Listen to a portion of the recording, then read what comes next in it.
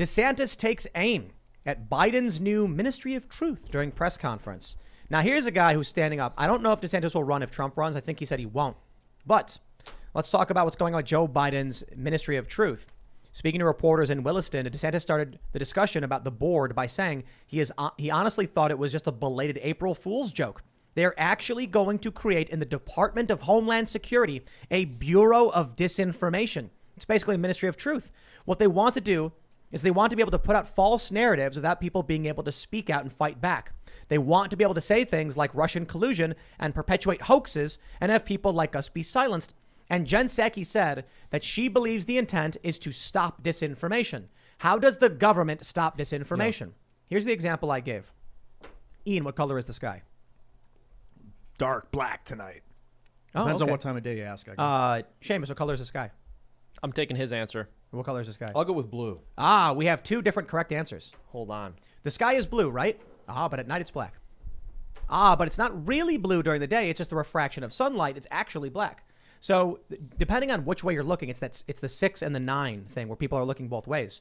The government can use whatever justification to claim something is fake news and then eliminate it. Mm-hmm. They shouldn't be allowed to do that under the First Amendment. I'm willing to bet they get sued into oblivion and this gets struck down by the Supreme Court. Oh, I think this goes more back to what was being discussed before. That's the whole idea of self-censoring. It's not that they're going to come out and put you in a gulag, right, under the Bureau of Misinformation. What's going to end up happening is that there's going to be a strong motivation for people to not go against whatever the government line is. Like you saw that nobody put any Twitter, Facebook executive, Instagram, nobody put any of them in jail over COVID information. They just did enough threats to where people self-censored. I'm going to tell you exactly what it will be. Open up your ears, good friends, because let me predict the future. In 1 year's time, we'll be in the throes of a presidential primary, potentially 2, if Joe Biden is not going to be running again. He says he is.